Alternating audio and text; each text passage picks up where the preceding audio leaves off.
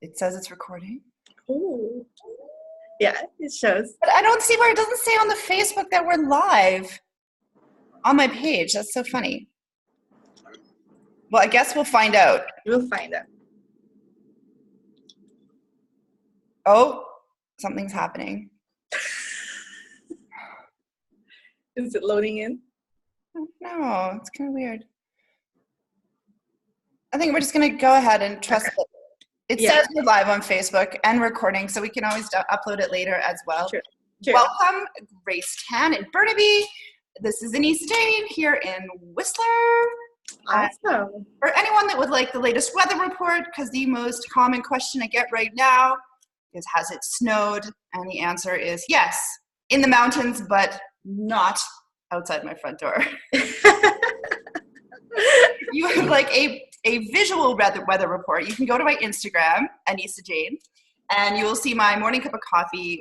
I actually was looking at the mountains that are just over there and you can see how much snow we have or how little snow we have. And we do have a lovely layer of frost.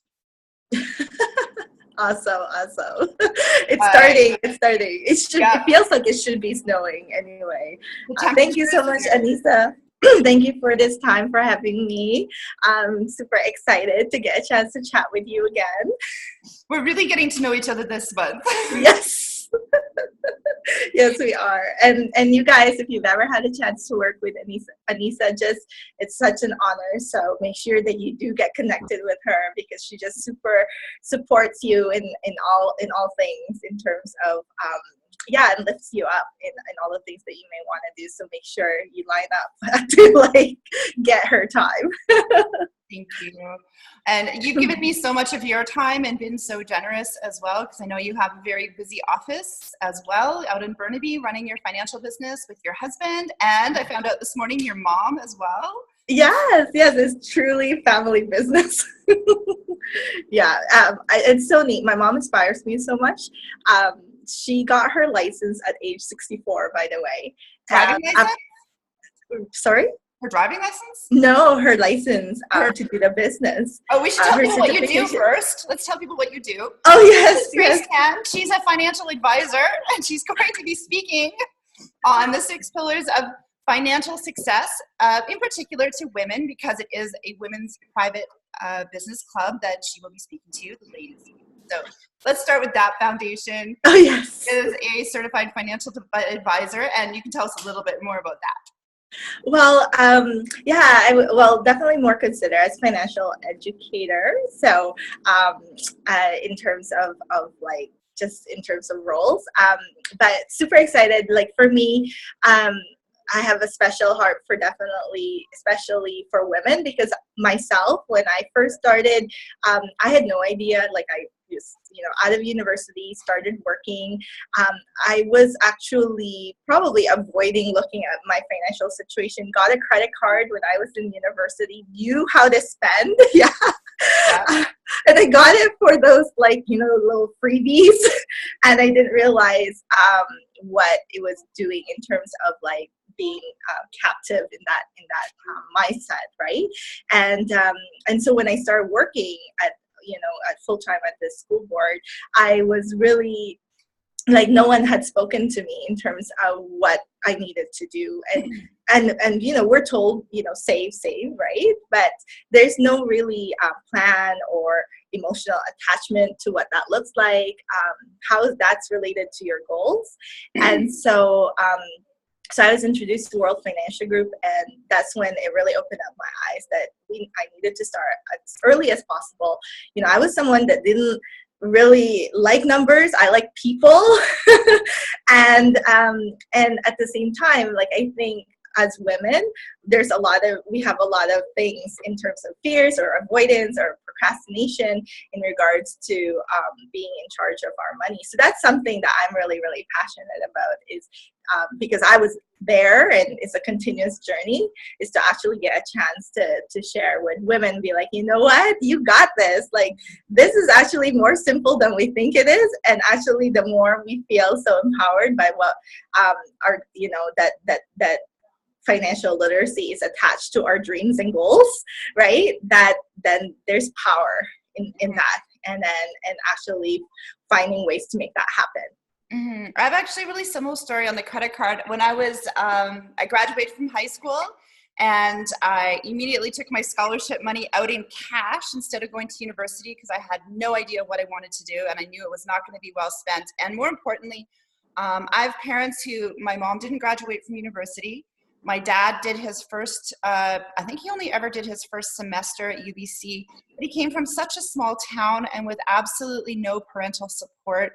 He just was lost in the big city and he couldn't hack it. And he went back to, I think he was living in Terrace, or he had grown up in Burns Lake. So came from a very, very, very small town, and their grad class had a very traumatic event. Many people in their grad class had passed away in an accident. So he went from trauma to a very scary spot. So I had no blueprint for going to university.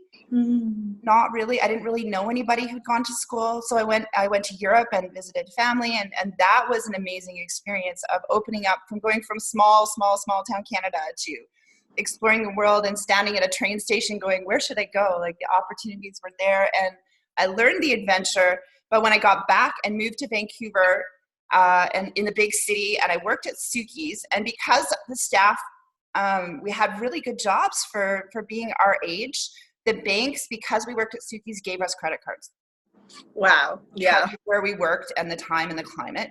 I will say what they also did is they also gave us loans for RSPs. It was when, I don't know if it's still done, but when you took a loan out to get an RSP, which then gave you credit. So it was kind of like a double-edged sword. And I was 19, like a credit card and an RSP, which at some point did become useful when I purchased a couple houses, but there was nobody educating me. Yes. Whereas I know with World Financial, there's so much education involved and there's so much support. And I think it's when you know you have someone you can ask the dumb questions to that you can really get somewhere. It's so true. It's where it's actually feeling like being heard and listened to. And there is no dumb question, because it's really about where that person is at and where they what they need to know to get there, right? And sometimes I think in the traditional companies there aren't that education available, or even the time, right? And because that's not what they're focused on. And so I do love that about our company, that we are focused on education. We have educational seminars available as well. Well, I think the challenge is we can teach, but I tell people this all the time: you can teach, but you don't get to choose when people learn. My mother gave me that. If I say there's the one thing that I learned to take with me as a parent, because my kids are now 23 and 25, and you don't get to learn. You get to teach, but you don't get to choose when they learn. My daughter ended up being a Scotiabank banker, her name on the door at 21, teaching other people financial education. She bought her first house by the time she was 24. My son, he's like still learning about the credit cards. He repeated my mistake, but he had the education. He's been to Millionaire Mindset for like a Millionaire Mindset Kids Camp. He's been through lots of financial education. He had a girlfriend whose whose dad was into financial planning. So when he wanted to buy a car, they sat down and went through all of financial, like, you can teach, but sometimes you can't, you don't get to choose when they learn. So even though you can keep putting it in, you just hope at some point it all becomes useful information. That's right. Like, I think it's still it's still the same in that, like, you can only help the ones who's ready to be helped as well, or who wants to help. I think that one thing too about teaching is, what does that look like in application? So I think with school we learn so much, but then a lot of theory, but we don't really get a chance to do that application part. What I love is that, same thing, I think, like, as a coach, right, that there's one thing about going through that education or that mindset shift and then implementing right away. And I think that's what helps with the learning and the as well as the, like, encouragement and like, now because of that first step, they want to take a couple more steps as well, right? Because, like, wow, like, this is easier than I thought. I think that's a huge part. It's the teaching and then the implementing, and then they can see for themselves. But again, they have to be ready for that, right? Like you say. Well, it just makes me, because I've worked with a lot of teenagers. I've had a foster child. I've had a lot of kids through Girl Guides and Sea Cadets, where you're trying to teach, but people, and I love it when people who haven't had kids go, teenagers should have entrepreneurial training, and they should get all this, and they should learn how to do their taxes in high school. And my son was like, they never told us how to do taxes in high school. And I'm like, even if they had, which I think they actually did. There was a mandatory class that you generally skip out of. So how do you know if they did try to teach you? Your brain's not ready. It's like when dads come up, they're like, oh, I have a 13-year-old girl. She's crazy. I'm like, don't worry. When she's 21, and I was lucky, my daughter got into banking early, but when she's 18 to 21, she'll start thinking again, because the teenage brain is not necessarily ready to balance a checkbook. But unless you've experienced the craziness of the teenage brain. We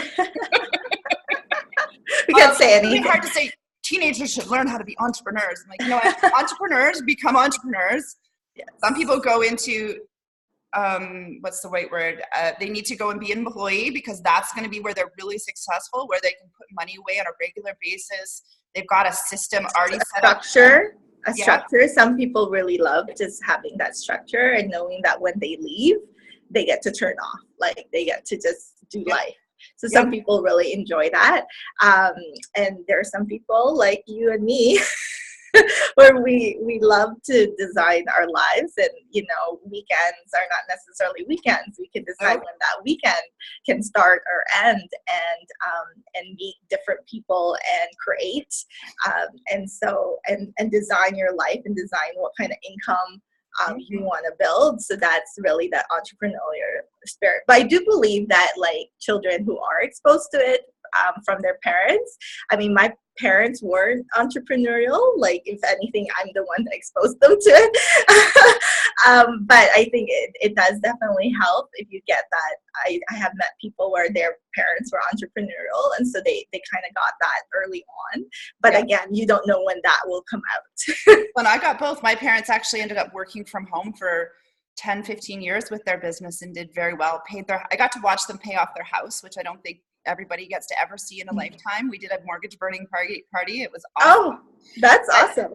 But I'm one of those people, I love the structure of both. I live in Whistler, and so you can become very isolated here if you don't have a social structure. So one, I volunteer, but also I work at a gym. I love working at the gym. I meet the most amazing people. It keeps me active. It means I go to class. I'm guilted into doing healthy things. If I eat crappy, I've got fitness trainers all the time. But I also, because they're in really crazy off hours, most of it, I'm able to also run my own business, because I see this with my kids grown up, and this is my retirement life. Like when my kids grew up and I sold both my houses in Abbotsford, it was like, if I can do anything, what would I do?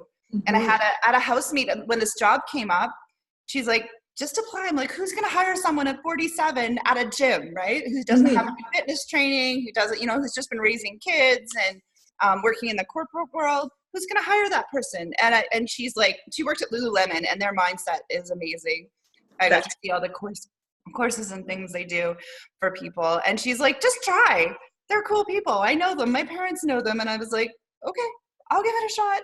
And it's really made my life better. And I'm around some people that have, because there is the entrepreneurial mindset is actually very similar to an athletic mindset in some ways, because you need the structure and you need discipline.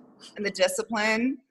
Yeah, so I see they actually marry together really well. And I need the structure too, of going out and getting out of the house, because I will sit and bury myself in my office or do recordings and build trainings and stuff for 3 days straight and not see another human and be perfectly happy with that. Wow. So it's good for you to go, oh, it's okay, time to get going, get out of the house, get out of your working in your pajamas. And that's good that you've learned that that's what you need to live, that high vibe, that quality of life that you're wanting. And so I totally agree. Definitely one of the biggest things I had to learn being in business is how to be disciplined. It's easy to like follow, like this is what you have to do and it's set up for you. And that's easy for me, I think I was definitely a very good employee for other people. Oh, me too. Yes, But what I had to really learn is how to be a good employee for myself, is that discipline and creating that structure. So that's why it's really great that we do have an office that we go to. And I know for other people, they find ways to get out of their home if it's a home-based business, just to have that office hours time that they set up. Yeah, absolutely. So we're here on this is actually the Ladies Meeting podcast we're recording for, but we decided to do it on Facebook Live. And on the podcast, I always ask the same 8 questions. And we've got to warm up for this because we did a previous recording of this. We set up at the Pan Pacific Hotel. We kind of took over the sports corner, and we were like looking very cool, but our recording didn't turn out so good. So it's awesome to have some extra time to get to know you, which is one of the reasons that I do this podcast, is so that even though we have 20 to 50 women show up for lunch, the goal is only to actually sit down and get to know 2 people that you may also meet again in the next month, so that you're not just do-si-doing and meeting people on a very surfacey basis, but picking 2 people that you're actually going to get to know and feel comfortable meeting again, because the power of a network is not that person just in front of you. It's building that know, like, and trust with that person in front of you. Mm-hmm. And so that you each have access to each of your network. I was talking to someone last night and they're like, oh, I need somebody for this. I'm like, actually, I'll be really specific. It was a friend that I've already sent out to Judy Ryman's meetup in Vancouver to Van City. He's like, oh, I really need another he's moving out of his place here. I'm like, I've given you my network. If I give you Judy, she knows all of Vancouver. If you were to take that, they say 7 people to Kevin Bacon, Judy is one person to most of the Vancouver business community, which means every realtor, you go to her meetup, you go to the kids leadership meetup, and the people in the room can connect you with most of Vancouver. And I said, I've given you my network. All I had to do was give you Judy for what you want in the area, because she's in the kids area where he wants to live. Mm-hmm. That I've given it to you, so go back. Mm-hmm. Yeah, awesome. Yeah, and I love Judy. She is such a great connector, and so are you. So are you. Thank you. Connectors go, unite. Yes. So the point of this is that if you can't meet that person in the room, at least I can get to know you as our guest speaker. Only our members get to speak. So as a member of the ladies meeting, you get to stand up, and I hope you will pitch people on your business as well as educating them on what they're doing. But this is an opportunity to get to know Grace, not just your business. That's right. Well, which is fascinating. So I have 8 questions that I ask everybody, that before someone comes and does a one-on-one with you for coffee, they could take time to listen to this podcast to get to know you a little bit better, so that you're never coming in on a cold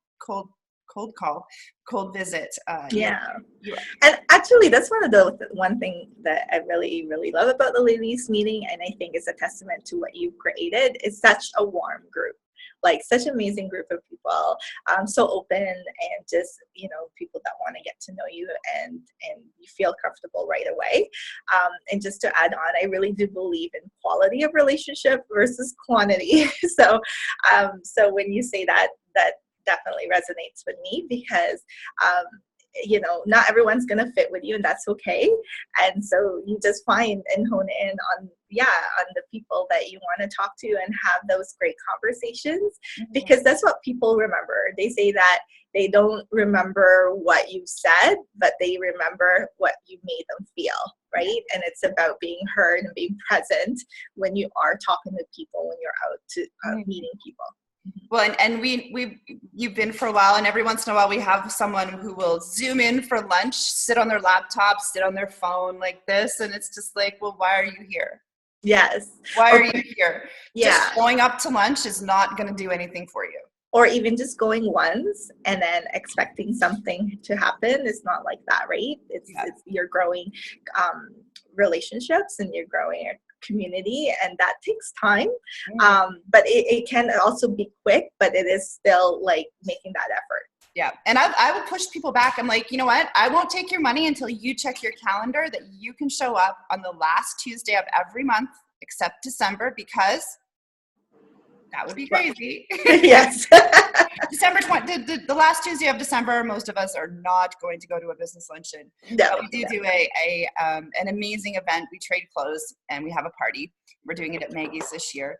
So I always get people to check their calendar because it's the whole point is to show up at least 11 times. We had an amazing wine event as well in August. So we do diverse things, not just lunch.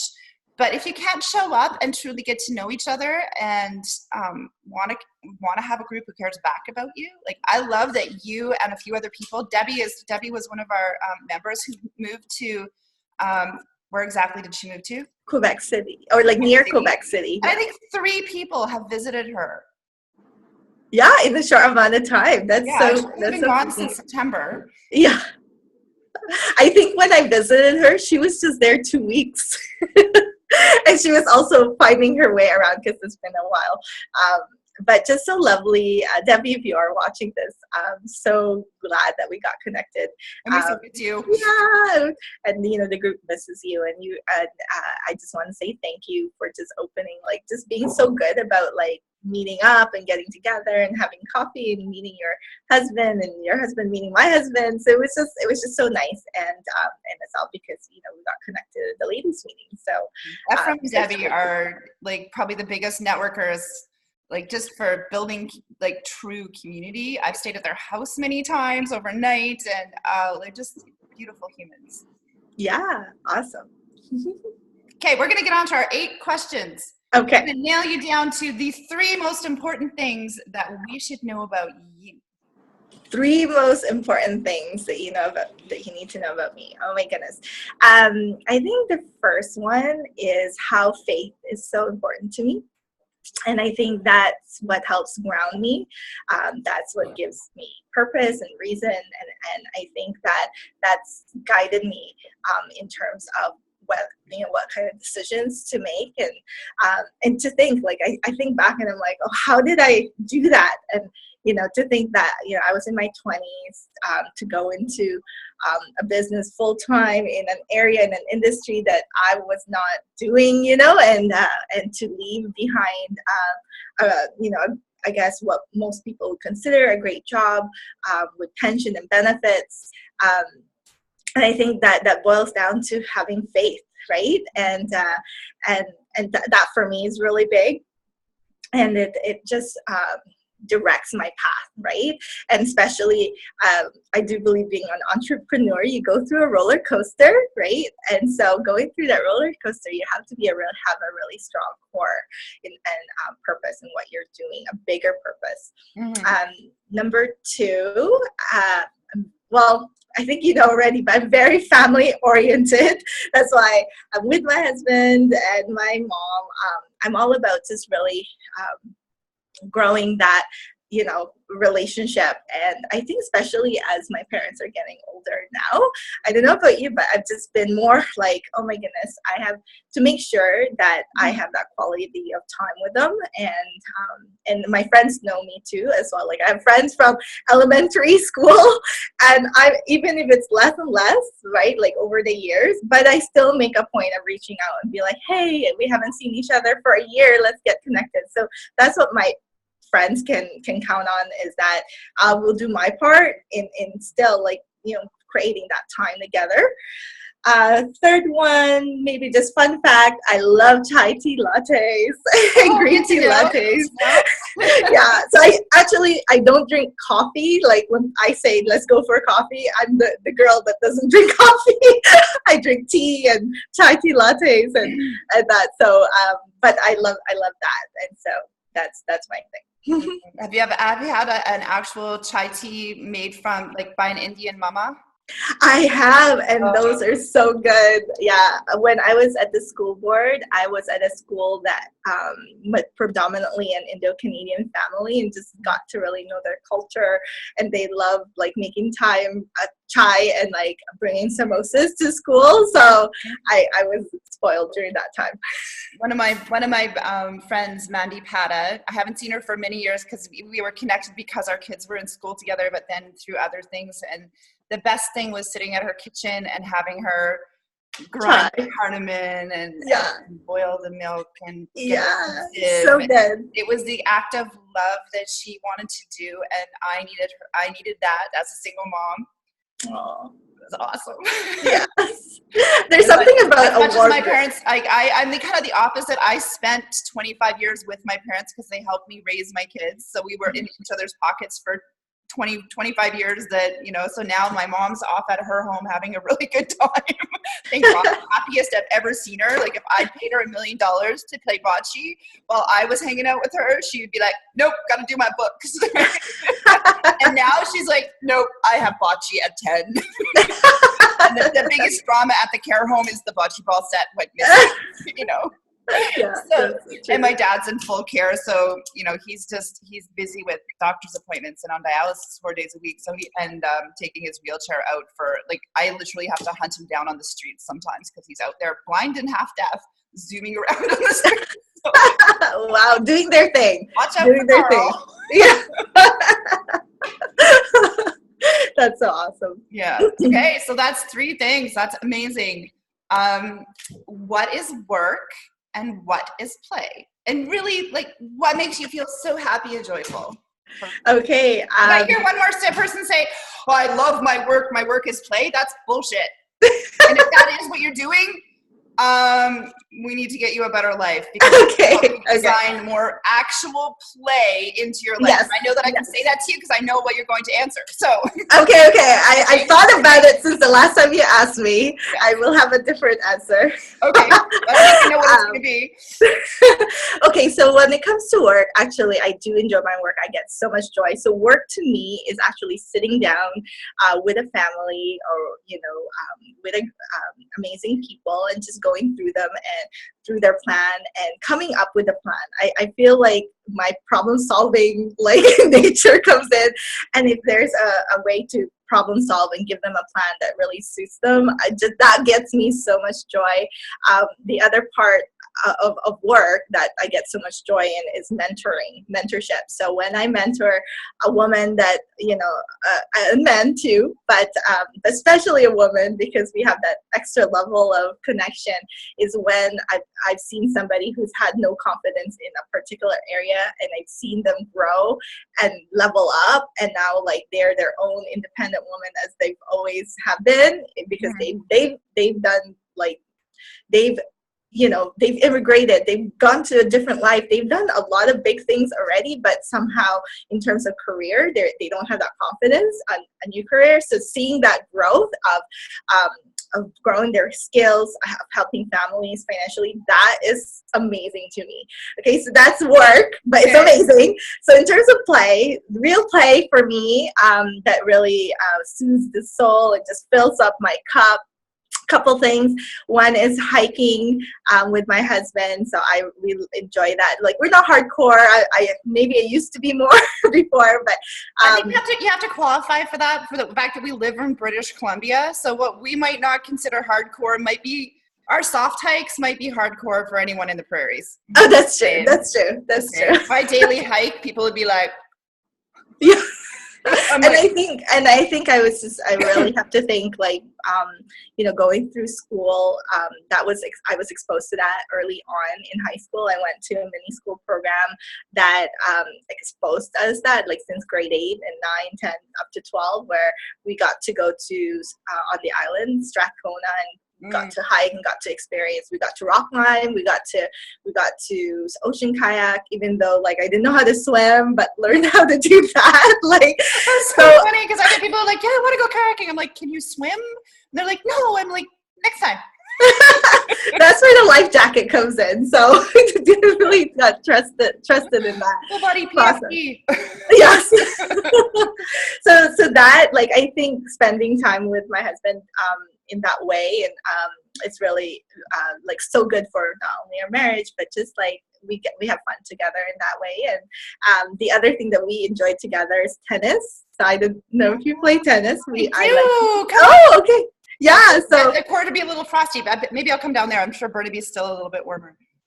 Yeah, I usually, in the summertime, I usually keep a tennis racket in my car, And I have not got to actually get it out in like a couple of years. Oh my goodness, on my mental agenda. So okay, it's a date. It's a date. He got me into it. Like, he was always into tennis, and then so I got into it more towards like university time. Oh, by the way, yeah, I met my husband when we were in high school. And just a question, because in the bottom of your corner it says Kai Ho. I'm guessing that's your husband? Yes. Okay, just in case anyone's curious. Yes, and then yeah, so we enjoy playing tennis, and more so now. And it's amazing, actually. A lot of people from his family started enjoying playing tennis too, and they're getting coaching from people. And so one of them even did like a family tournament, like tennis tournament in Whistler. Okay, I want to get invited. Yeah. So now, next time if we happen to please adopt me. Yeah. I'm very adoptable. And third one, last one that I really, really enjoy, that gives me so much joy, is singing. So that's the one I was waiting for. Yeah. So I am doing the Singing Christmas Tree this year for a second time in a row. It's 20,000 people go through to watch that show. We have 10 showings, and basically, for those of you who have not seen it, you have to find a way to get tickets.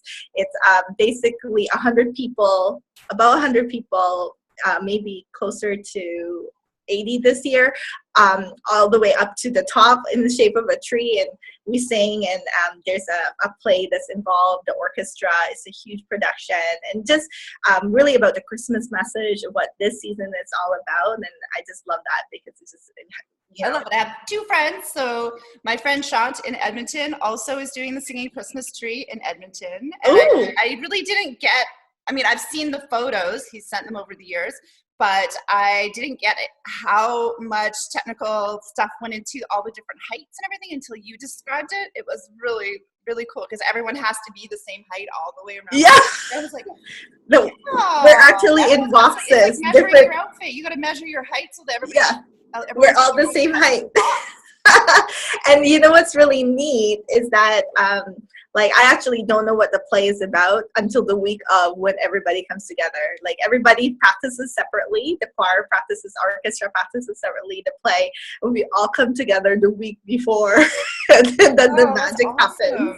Yeah. I think there's a lot more things that go on like that than we know. Yes. So make sure, if you would be interested, go find. I think there's tickets coming out for the last time this week on the 24th. I do. Yeah. Get on to singingchristmastree.ca, I believe. On that same note, is there something that question number 3 is there something you want others to help you achieve, or that you see needs of support? Like, yes. I think for me, the biggest thing in terms that's very rewarding is connections, right?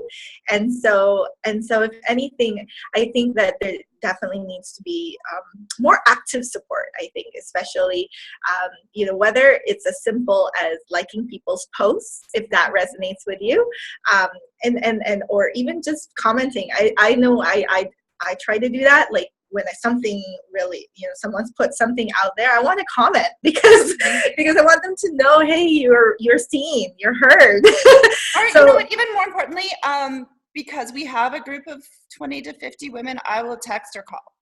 Yes, that's right. Text or call. Or there are times when, maybe someone's post, like, speaks to you, and sometimes I will call or text and say, hey, that was a really neat, or if it's a concern, it'll be like, are you okay? Well, so for people in our group, we're part of a network that I've created called the Entrepreneur Collective, and within that, I'm building a group called First Aid for Wounds You Can't See, and we're building a round table around that, because a lot of times those little hints that we see on Facebook can actually be quite serious, because a lot of us are dealing with traumatic stuff that, it's going to take time to heal, and it's not something the body can heal. It's going to take a circle of people, right? Yeah. So if anyone's interested in helping us with that, I think I totally agree that is such an important thing, is to just watch out for other people. Yeah, and just support that. And I think so I think in terms of, for me, in terms of if you had a chance to watch this, like who do you know that needs what Anyssa has to offer, what I have to offer, and I think just between us there's a lot of people that can be serviced or helped, and all of this is just being, not being afraid to get involved and just connect people. And I think connectors, you're a connector, you do a great job of that. And I think more of us could do that and just be like, hey, I think you need to talk to so and so family, just connect them. And then, so now that you know what I do and you know what Anyssa does, like there might be some people that are really needing what we have to offer. And so just connect us and see where that goes, right? And yeah, I think that's the best way to show support, and at the same time just cheering people on when you see that they're doing some great things. Yeah, no, thank you. And that reminds me, we had someone who left in the middle of lunch last week, and I think it came down to a confidence issue, which is which reminds me, I'd like to follow up with that person and find the right person to, because it's not always me that should follow up. Yes, it shouldn't have to be the same person. Yeah, it doesn't always have to be the same person. It's about surrounding people so that they feel safe to come into our environment, because we do get up and do some public speaking, and everyone gets up and introduces themselves. But I sometimes forget to say, you know what, you're allowed to say pass, and we're just happy that you're here. That's right. That's right. We don't know what certain people are carrying, and some, it might be just too private to share. And in that case, yeah, just by being there, even the simple things like, if somebody asks you, hey, come here and support me, you don't need to buy their services or anything like that, but just showing up and supporting them in their presentation, or like, what kind of demo that they're doing. Hey, they're getting outside their comfort zone. Yeah, go support them, right? Like I'm one of those, I was one of those friends that if different people asked me to go, to support them, I would. Like, it didn't mean I have to get their services or anything like that. And unless it really, it aligned with me, and I would. And I would get it too, to support, but just showing up for people, I think, is huge. When you say you're going to be there, yeah. So yeah, when a lot of times we forget that the people that are successful, they got there because they had a great team behind them, and even people who've gotten through really severe traumas often have a team around them. I was listening to CBC Tapestry on the radio, and they had a great show on. They used a whole bunch of examples, and one of them was the not refugee camps, but camps after like the tsunami and things like that. In the Japanese camps, the kids were put right back to school. I think it was Japanese, because the kids are used to going to school in the evening and going to school after school. And the best thing, and someone's like, well, why don't you give them a ball to play with? And he's like, why would we do that? They need structure right now. They need to feel comfort. They need to feel like they're doing something versus just, it's not that the play part isn't important, but they needed that structure. And so they were providing school after, they would have their normal day school in the camps, and then they'd still have the night school because that structure was required, but that's what their comfort was. And it was having those, because that means they were with other people versus, we've all seen, you're that single kid out in the playground, somebody gets left out. When you're in the school structure, nobody's getting left out. When you're in, what was another example? They used a guy who was basically doing Houdini tricks. And so if you watched him on TV or in his show, he looked like he was unlocking all these locks and stuff. But they were like, no, he had a breathing coach. He had a mindset coach. He had someone coach him on pretty much, and there was like 4 people, and there was cameramen around. Like, even just your cameraman is a support system. Yes.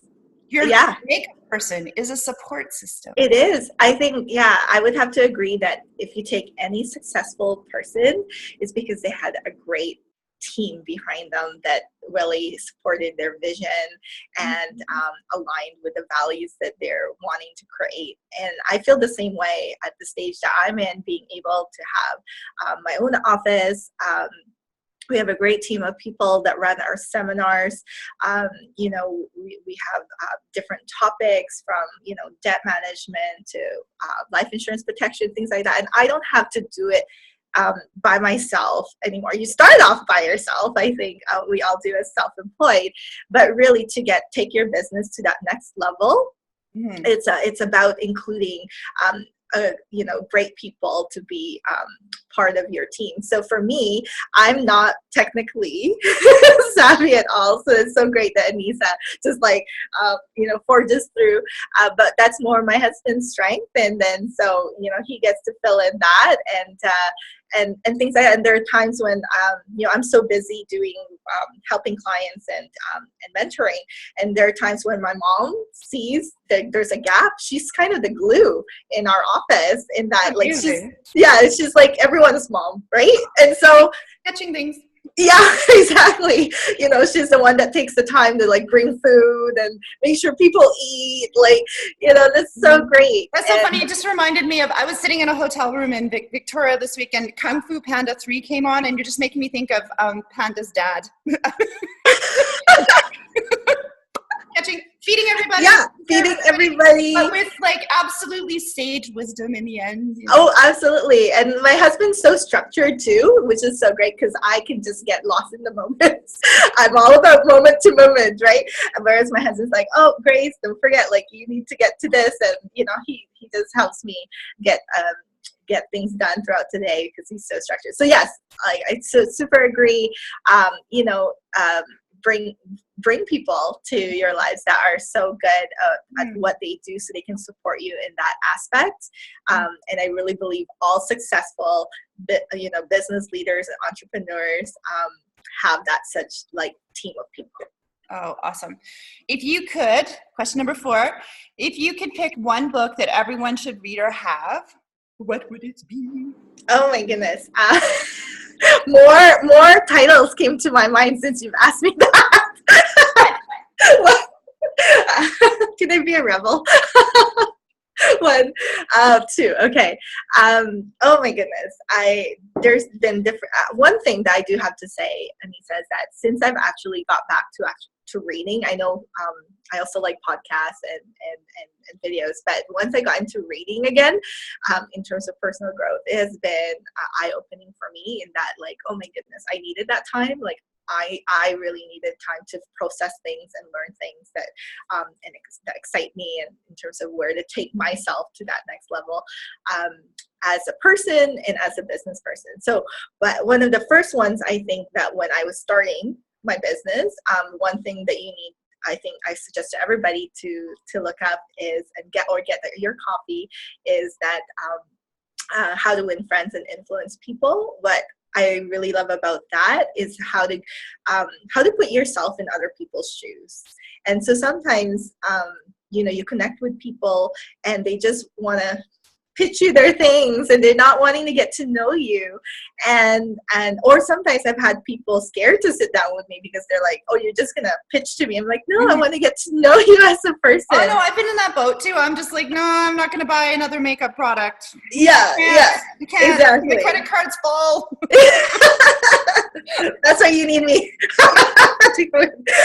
But yeah,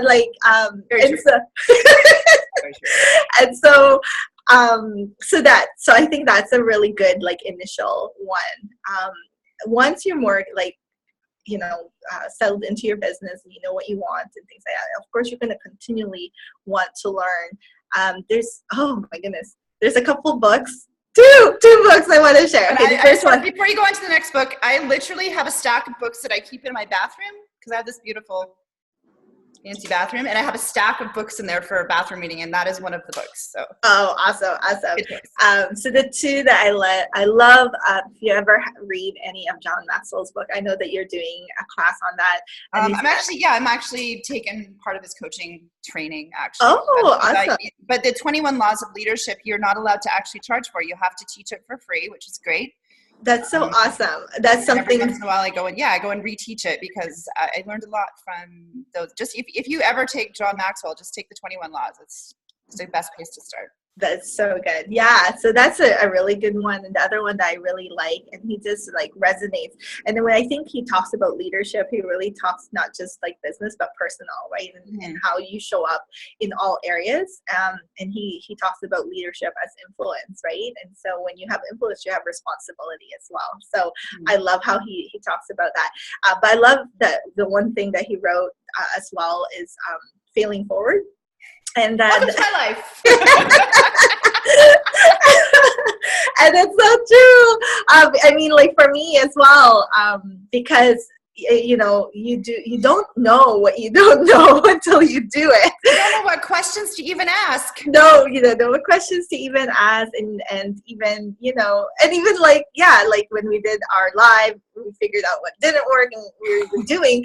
But then, you know what, it's all part of experience. And so I love how he lays that out. I think what holds a lot of women back, entrepreneurial women, is one, being scared to fail, right? And number two is like perfectionist. Like you want to wait till it's perfect before doing anything, which like, again comes back to being afraid to fail. Analysis paralysis, I call it. I That's see it right. so often. People overanalyzing before they actually just like. But my favorite thing I heard this week actually was, and a few people have heard me repeat this, is version 10 is better than version 0. Yes, absolutely. Or progress is better than perfection, or done. Was that? Yeah, done is better than perfect, but along those lines. So I had to really learn that the hard way too. Like I think before I held myself back because I felt I had to be ready before doing that, or I had to be a certain person before doing that. I just learned how to take that, you know, still, you know, continuously like trying to be aware of where my limitations are in my head. Even just, you know, even like now, you know, of coming to speak on Tuesday, I had to just like throw in like, because sometimes we think, you know, we have to have a certain qualification to do that. And I think one of the things is that sometimes you're called because you there's a certain thing that you're going to resonate with people, and you don't have to be done in your journey before you feel qualified. In fact, when you're in your journey and it's so close to you that people that will resonate with that, or whether you're starting, people resonate with that. Like, well, I think that I know for me, it's always been people like yourself or like Paige, because sometimes I'll have complete like, oh my God, I have to stand up in front of 20 people. That's still a challenge for me some days when I'm just, because I'm still recovering from this brain injury from a car accident 3 years ago. So I have these, like, if I'm overtired, I'm so done. And Paige will literally take her foot and put it in your back and go, get out and talk to your people. They came because they're your people. You know? They came for a reason. And I'm like, that's right. Thank you. That's right. That's right. Right. They paid to come to an event. And then and you just do it, and you reflect on it, and you learn and how to do it better next time. So that one's a big one. But the last one, can I say like one last book? Absolutely. Okay. The other one that I really enjoyed was The Compound Effect with Darren Hardy. I really like that one. Yeah, because Darren Hardy's been coming up a lot in my life lately. Has he? Okay. Her and her husband are doing this 5 a.m. thing that he sends up. So every morning they get up, have coffee at 5 a.m. and do a Darren Hardy 5-minute thing. Okay. All right. Oh, I'll have to get going soon, but okay. So in Darren Hardy, he wrote The Compound Effect. I just loved how, and I think it's with everything, right? It's all the little things, if you think about it, compounds over time, and we're just creatures of habit.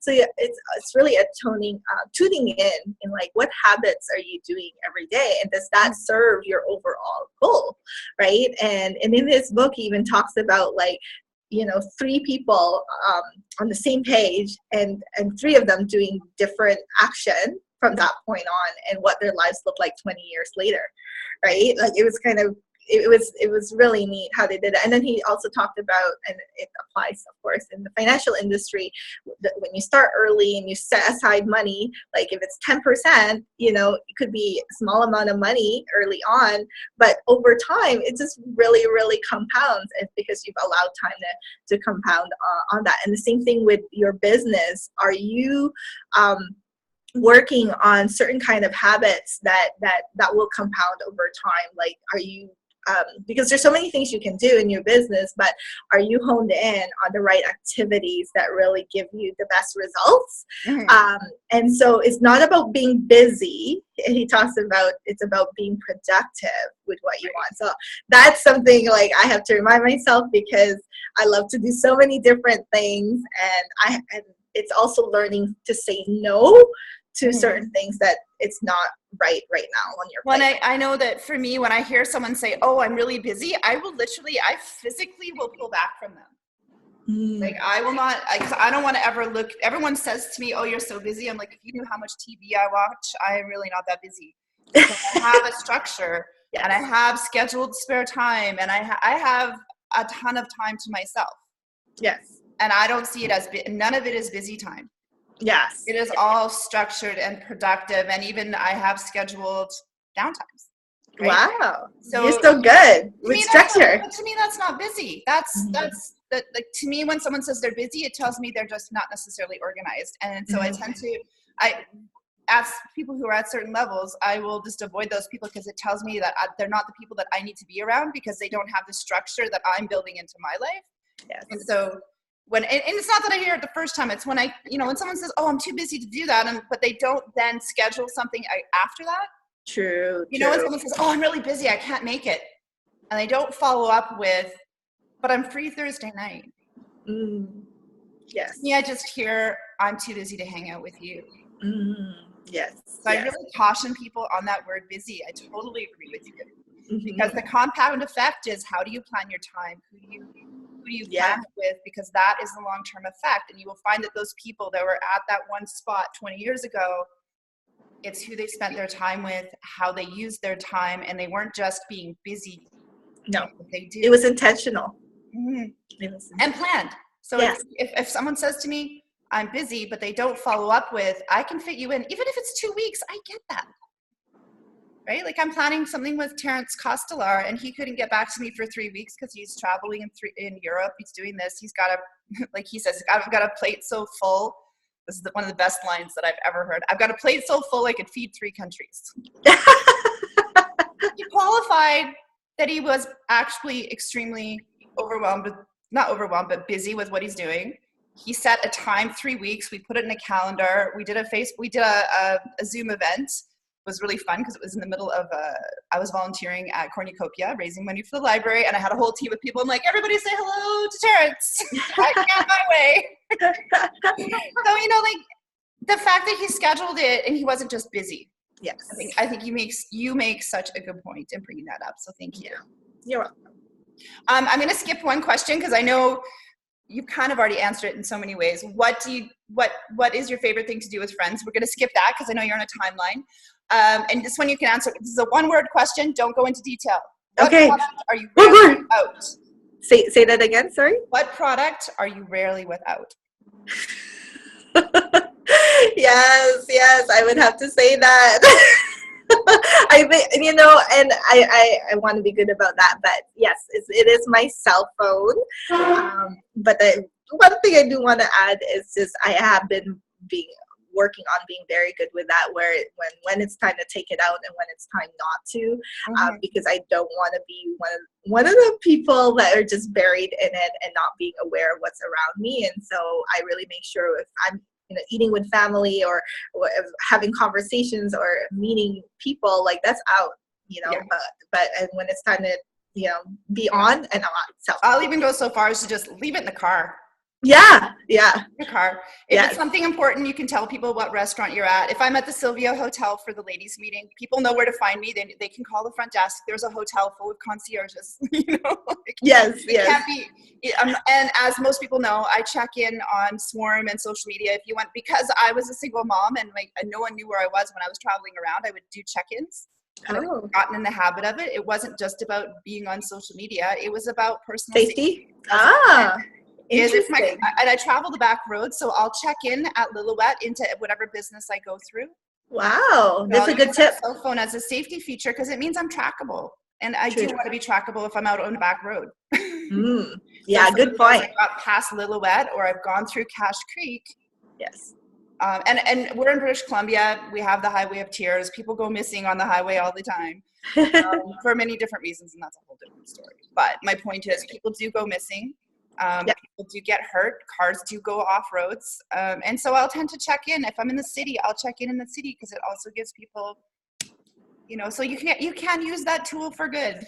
Oh, yes, that's right. And I think that's the thing. We have all the tools that are given to us, but anything excessive, right? Anything that we do too much, I think harms us more than in terms of benefiting us. So it's just all about being mindful of when is the right time, right?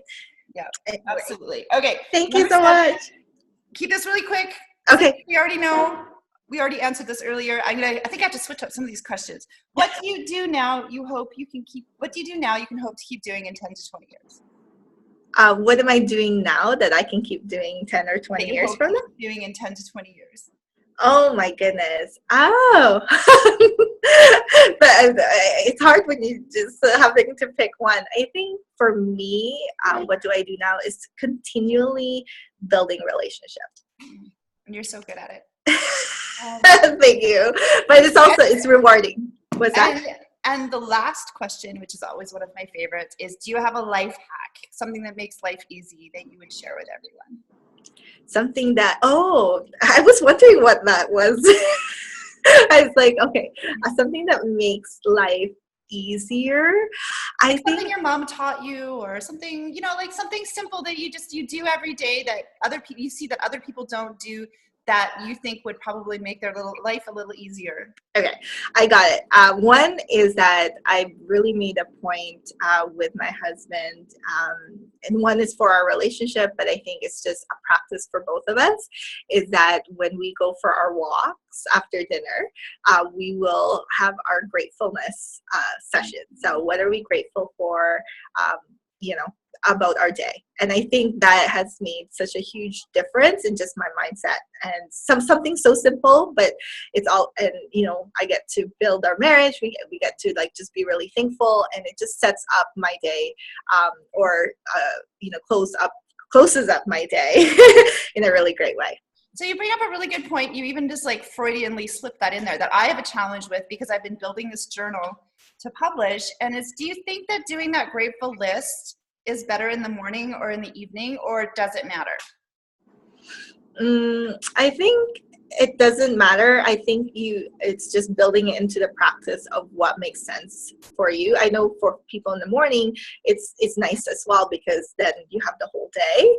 But I think there's something about honoring what happened on that day and being grateful at night. So I think it's just a matter of preference in terms of where they can fit that into their lives.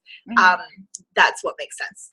And I guess I wonder if it matters, if it's, as I love to ask questions, if it matters the fact that you're sharing it with a partner or doing it for yourself. I wonder if you'd get a different answer as well. You know what I mean? That's true. And I think both are good to do, because there's some things that, that it's about, delving deeper, right? If you're doing it on your own as a journal. Mm-hmm. Yeah. Good point. Well, thank you so much for your time. And I know you're in a rush now. Yes. We started and planned on doing a 20-minute whatever, but I think this is also the beauty of getting to know someone and having a really deep, lovely conversation. Thank you, Anyssa. Thank you for having me, and it's just such an honor. Again, I encourage everybody to come on Tuesday, if you're not able to make it this Tuesday, next month, last Tuesday of the month, is such a great group of people. The next meeting after it'll be January. January 2020. Yay. Yeah. So Grace, I believe you have 6 free tickets left. Yes. Lily. So yes, I do. Normally tickets are $30 if you're not a member of the Ladies Meeting Business Group or the Entrepreneur Collective or my mastermind group, because they are, each membership does give you the benefits of coming to lunch. So you can contact me if you want to become a member. If you want to just come and test it out, you can contact Grace for one of her free tickets. They're worth $30 a piece, so it's a very lovely gift. So I recommend just connecting with Grace. She's one of my favorite humans. Ask her to take lunch. You do have to buy your own lunch. Yes. The meeting itself is included. And you can find more about, we're going to upload this podcast. If you're just coming in at the end, I will upload this before the end of the day. And you can find it. We're on Spotify, iTunes. Just look up the Ladies Meeting podcast, or use the hashtag the Ladies Meeting, or Anyssa Jane is also a pretty easy hashtag to find.